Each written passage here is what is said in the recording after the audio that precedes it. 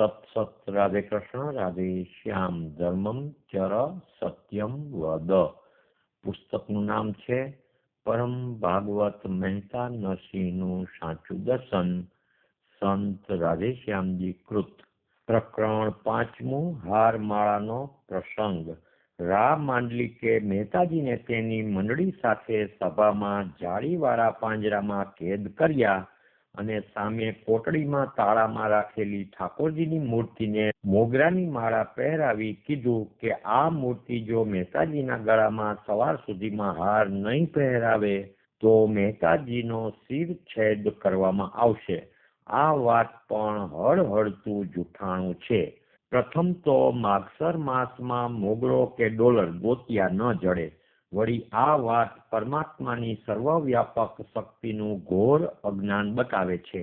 પરમાત્મા કાંઈ મૂર્તિમાં જ બંધાઈ રહ્યા નથી, તે તો અંદર બહાર સર્વત્ર વ્યાપક છે.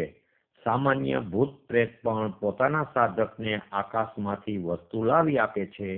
યોગીઓ આકાશમાંથી વસ્તુ સર્જી શકે છે અને જાદુગર પણ જાદુથી વસ્તુ નિપજાવે છે. તો શ્રીહરિ જેના સંકલ્પ માત્રથી બ્રહ્માંડ સર્જાય છે અને જે પોતાની જ્યોતિમાંથી જ પોતાના અલંકારો ને આયુધો રચે છે, તે પોતાના ભક્તને અંતરિક્ષમાંથી માળા આપી ન શકે? તો મૂર્તિને તાળામાં રાખી માળા પહેરાવાની જરૂર શી? વળી મૂર્તિએ પહેરેલી માળા તો ગમે તેવો અભક્ત માણસ પણ આકર્ષણ વિદ્યાથી ખેંચી શકે. વળી મૂર્તિ બહાર નીકળીને માળા પહેરાવે તે પણ હાસ્યાસ્પદ છે, નરી મૂર્ખતા છે. તે વખતે મેકોલેના કાયદા ન હતા, પણ ઈશ્વરી કાયદા હતા ને મુસલમાની રાજ્ય પણ નહોતું થયું. તે કાળે શાસન કરતા ઈશ્વરી કાયદા કે ધર્મ પ્રમાણે રાજ કરતા. ક્ષત્રિય રાજાઓ સામાન્ય બ્રાહ્મણનું પણ પૂરેપૂરું સન્માન રાખતા.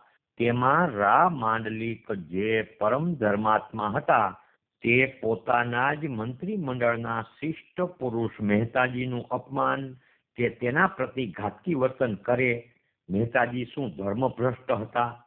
તે તો બ્રાહ્મણ કુળના સદાચાર પાડીને ઊંચી સ્થિતિ પામ્યા હતા. તેનો શિરછેદ કરવાની ધમકી આપે તે બની જ કેમ શકે? તે કાળમાં કોઈ બ્રાહ્મણ હિંસા કે અધર્મ કરે તેને પણ દેહાંત દંડની સજા ન હતી. તે ટાણે એવો ધર્મ હતો કે બ્રાહ્મણ પતિત કે ધર્મભ્રષ્ટ થાય તેનું સમાજ વચ્ચે અપમાન કરવામાં આવે ને તેને તિરસ્કારપૂર્વક જાકારો આપવામાં આવે.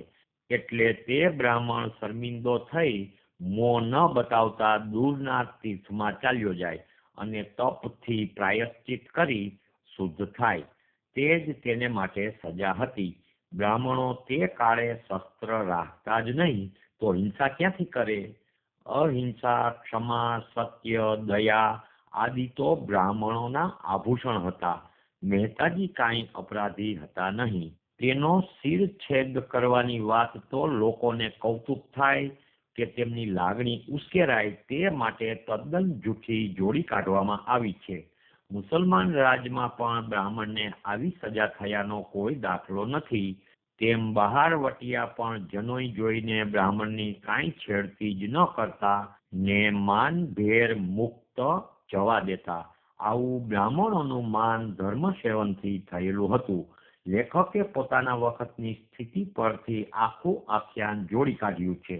જેમાંના સંન્યાસીઓના ને સ્ત્રીઓના નામ પણ બનાવટી છે. વળી તે વખતના સંન્યાસીઓ આદિ શંકરાચાર્યના ચુસ્ત અનુયાયીઓ હતા. તેઓ જ્ઞાન, વૈરાગ્ય, ભક્તિ બધાને માનતા હતા ને સત્વ શુદ્ધિ માટે ઈશ્વર પ્રણિધાનના ઉપાસક હતા. તેઓ અહિંસક હતા અને સંન્યાસ દીક્ષાથી તેમને વાદ વિવાદમાં ઉતરવાનો પ્રતિબંધ હતો.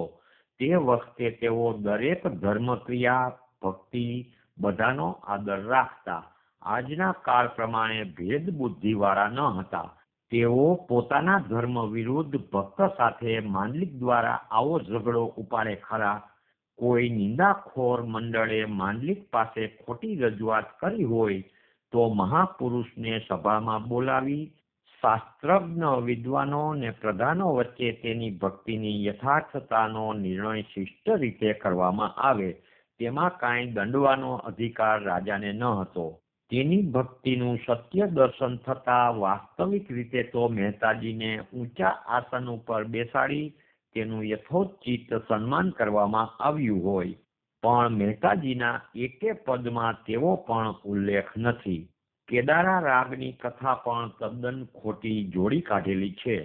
ભગવાન પોતાના અનન્ય ભક્તની અંતરસ્થિતિ પ્રમાણે તેને ભજવાને આધાર માટે પોતાનું એક નામ આપતા હોય. જેમ કે ગૌરાંગ મહાપ્રભુજીને હરે કૃષ્ણ હરે રામનો નાદ આપ્યો, મીરાબાઈને ગિરધર ગોપાલનો નાદ આપ્યો ને તુકારામને વિઠ્ઠલ વિઠ્ઠલ વિઠ્ઠલા હરિ ઓમ વિઠ્ઠલાનો નાદ આપ્યો, તેમ મહેતાજીની અંદરની પ્રેમ મુગ્ધ સ્થિતિ જોતા રાધે કૃષ્ણ રાધે શ્યામનો નાદ આપ્યો હોય પણ રાગ નહીં. વળી આવી ઊંચી સ્થિતિના મહાત્માને કોઈ દિવસ રાગ ગીરો મૂકવા જવું પડે ખરું? સમર્પિત ભક્તની સંભાળ ભગવાન પોતે જ રાખે છે. ગીતા અધ્યાય 9 શ્લોક 22 અનુસાર એક ચિત્તે મને સ્મરતા જે જનો ભજતા પુરું મારામાં રત તેવાનું યોગક્ષેમ ન ભાવું છું. વળી 7મા અધ્યાયના 17મા શ્લોકમાં કહે છે કે જ્ઞાની ભક્ત સૌ ભક્તોમાં શ્રેષ્ઠ છે અને 18મા શ્લોકમાં કહે છે કે જ્ઞાની મહારાજ રૂપે છે. ભગવાનને સમર્પિત આવા આત્માને કંઈ ટાણે ટાણે ભગવાનને અરજ કરવાની જરૂર નથી પડતી. જુઓ ગીતા અધ્યાય 4 શ્લોક 11. જે ભાવે શરણે આવે તે ભાવે હું ભજી રહું, તેની ભાવ સ્થિતિ પાડી અચળ સાચવી રહું. આમ જ્યાં ભગવાન જ સામેથી ભજતા હોય તેણે ભીડ પડતા વિનંતી અરજ વગેરે કરતા આખી રાત ગાયા કરવું પડે.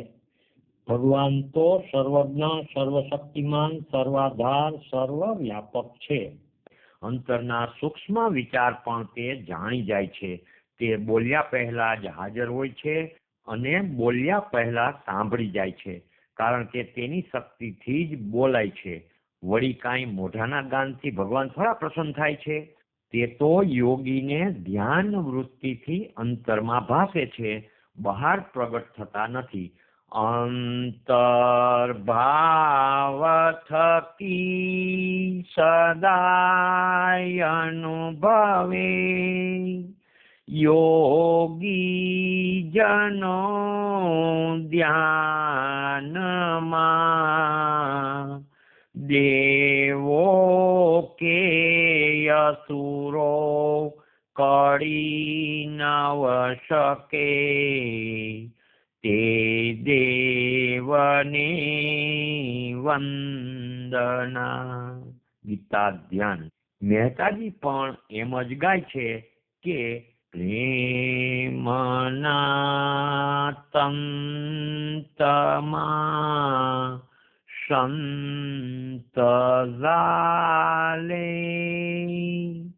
ને કૃષ્ણ કીર્તન થકી કૃષ્ણ ભાષે. જ્યાં ભગવાન સ્વયં યોગક્ષેમ ચલાવતા હોય ત્યાં ભક્તને વિચાર થાય કે તરત ભગવાનની અલૌકિક અદ્ભુત વ્યાપક શક્તિ બધી વારફેર કરે છે ને જોઈતા સાધન પૂરા પાડી દે છે. તે માટે ભગવાનને જાતે આવવું પડતું નથી. દેવતાઓને પણ સ્થૂળ દેહ નહીં હોવાથી તેઓ પૃથ્વી પર પગ દઈ શકતા નથી, તો દેવતાથી પણ પરાત્પર ગુણાતીત સ્વયં જ્યોતિ રૂપ પરમાત્મા તે પૃથ્વી ઉપર કેમ ઊભા રહી શકે ને તે માણસોની વચ્ચે સભામાં નાચે ખરા? અવતાર સમયે તે માયાથી પૃથ્વી પર હાલતા ચાલતા દેખાય છે. તે અવતારની વાત જુદી છે. ભક્તોને ભગવાન અંતરમાં જ ભાસીને સર્વ વાતનું ભાન કરાવે છે. જુઓ ગીતા અધ્યાય 15 શ્લોક 15. રેઠાણ મારું સહુના હૃદયમાં હુંથી જ યાદી સુજ હોય કે ના. મહેતાજીના સત્સંગીઓ પણ સાધુ વૃત્તિના પુરુષો હોય, સ્ત્રીઓ હોય જ નહીં. સ્ત્રીઓને જેલમાં પૂરે પણ નહીં. માટે આ બધી ગુલબંકાવલી જેવી બનાવટી ને લાગણી ઉશ્કેરનારી વાતો લોકરંજન માટે કવિએ ઉપજાવી કાઢેલી છે. તેમાં કંઈ સત્ય નથી એમ વિચારશીલને સ્પષ્ટ જણાશે. શ્રી કૃષ્ણચંદ્ર દેવ કી જય. દ્વારિકાધીશ કી જય. રણછોડરાય કી જય. નરસિંહ રામ મહારાજ કી જય. સદગુરુદેવ કી જય.